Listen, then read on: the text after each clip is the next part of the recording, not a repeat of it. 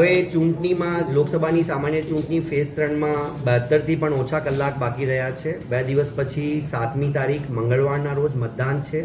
મતદાનનો સમય સવારે 7 વાગ્યાથી સાંજે 6 વાગ્યા સુધીનો છે. તંત્ર સજ્જ છે.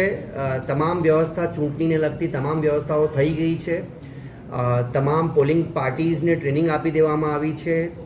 ઈવીએમ્સ, વીવીપેટ પૂરતી માત્રામાં છે. રિઝર્વ વીવીપેટ્સ, રિઝર્વ ઈવીએમ્સ પણ અમારી પાસે પૂરતી માત્રામાં છે.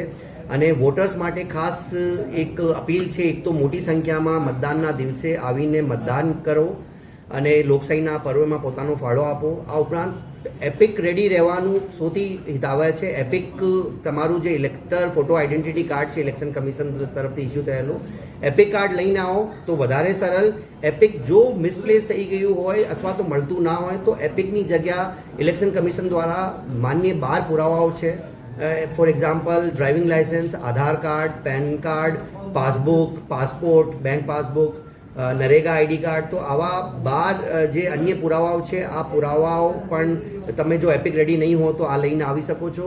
વોટર ઇન્ફોર્મેશન સ્લિપનું ડિસ્ટ્રીબ્યુશન છેલ્લા 8-10 દિવસમાં થયું છે. અને જે વીઆઈએસ છે આ ફક્ત મતદાર માટે એક ઇન્ફોર્મેશન છે. આ પુરાવો નથી મતદાન આપવા માટે, આઈડેન્ટિફિકેશનનો પુરાવો નથી. અમારા તરફથી હીટને લગતી તમામ તૈયારીઓ પણ કરી દેવામાં આવી છે. તમામ મતદાન મથકો સાથે આરોગ્યની ટીમો પણ અમે મેપ કરી દીધી છે.